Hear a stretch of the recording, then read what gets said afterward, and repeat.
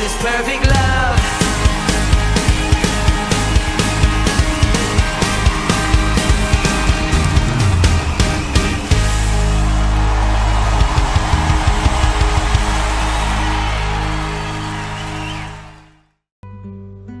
Shalom Bapak Ibu Saudaraku yang terkasih di dalam Tuhan. Lukas 10 ayat 27. Demikian firman Tuhan.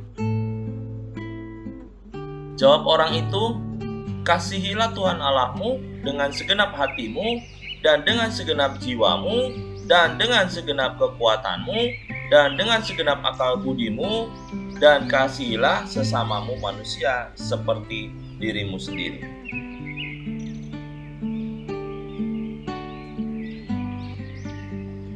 Bapak Ibu Saudaraku yang terkasih,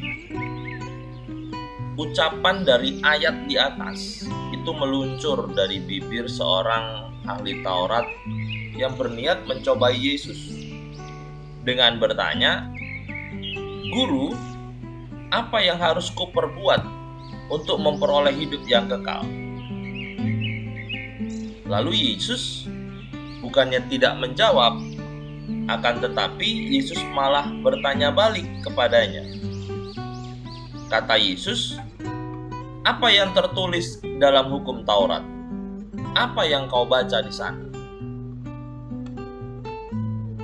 Dan akhirnya sang ahli Taurat memberikan jawaban, yaitu perihal tentang kasih. Lalu jawab Yesus kepadanya, seperti yang tertulis di dalam Lukas 10 ayat 28, dikatakan, "Jawabmu itu benar, perbuatlah demikian, maka engkau akan hidup." Hal ini adalah garis besar, yaitu ketika kita mengharapkan hidup yang kekal, maka yang terutama harus kita lakukan adalah mengasihi Tuhan seutuhnya dan mengasihi sesama manusia. Di dalam mengasihi Tuhan, tidak mungkin hanya sebagian. Karena jika demikian, maka sebagian yang lainnya pasti akan diisi oleh sesuatu yang lain yang akan menjadi berhala dalam hidup kita.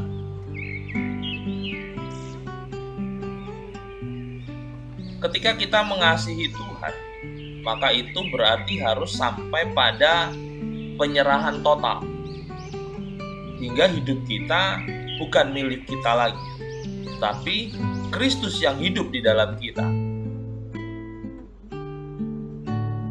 Jadi, di dalam mengasihi Tuhan juga berarti menyangkali diri dan seluruh kehendak bebas yang ada di dalam kehidupan kita.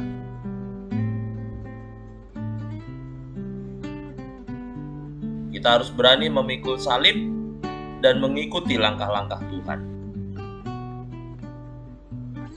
Dan di dalam mengasihi Tuhan yang sepenuhnya, sehingga tidak ada lagi tempat berpijak bagi si iblis untuk mengganggu dan merebut perhatian kita. Sebab Tuhanlah yang akan menjadi fokus utama dalam kehidupan kita. Seperti yang tertulis di dalam Yohanes 14 ayat 15. Dikatakan, "Jikalau kamu mengasihi aku, kamu akan menuruti segala perintahku." Dan di balik usaha dari sang ahli Taurat dalam mencobai Yesus, sang ahli Taurat melanjutkan pertanyaannya dengan berkata, "Siapakah sesamaku manusia?" Lalu pertanyaan ini dijawab oleh Yesus dengan sebuah perumpamaan tentang seorang yang dirampok dan dipukuli, lalu ditinggalkan terkampar di pinggir jalan. Seorang imam dan juga seorang Lewi yang melewatinya, tetapi mereka malah hanya melalui dari seberang jalan. Lalu terdapat seorang Samaria yang dijauhi oleh orang Yahudi.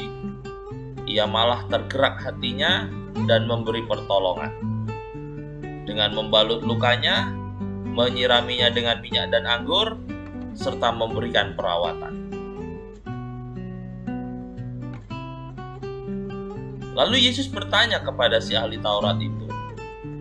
Katanya, "Siapakah di antara ketiga orang ini, menurut pendapatmu, adalah sesama manusia dari orang yang jatuh ke tangan penyamun itu?"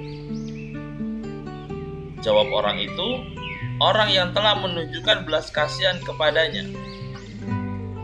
Kata Yesus kepadanya, "Pergilah dan perbuatlah demikian." Demikianlah yang tertulis di dalam Lukas 10 ayat 36 dan 37.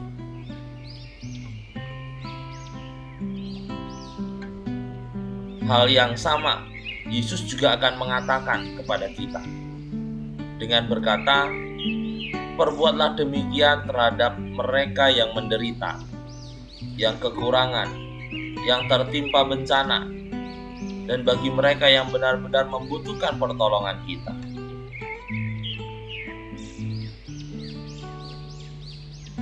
Lalu di dalam Roma 8 ayat 19 juga dikatakan, "Sebab dengan sangat rindu seluruh makhluk menantikan saat anak-anak Allah dinyatakan." Demikianlah apa yang menjadi kerinduan dari Kristus Yesus terjadi di dalam kehidupan kita. Jadi, saudara-saudaraku, berhenti berfokus pada masalah kita pribadi. Dan mari kita mulai melakukan apa yang dikehendaki Allah. Karena Yesus telah berkata di dalam Matius 25 ayat 45 dan 46. Katanya, "Aku berkata kepadamu, sesungguhnya segala sesuatu yang tidak kamu lakukan untuk salah seorang dari yang paling hina ini, kamu tidak melakukannya juga untuk aku. Dan mereka ini akan masuk ke tempat siksaan yang kekal, tetapi orang benar ke dalam hidup yang kekal." Jadi, mari kita investasikan diri kita ke dalam kasih kepada Allah dan kepada sesama, sampai kepada kekekalan yang akan datang. Karena tanpa kasih, apa yang semua kita perbuat akan sia-sia. Tuhan Yesus memberkati.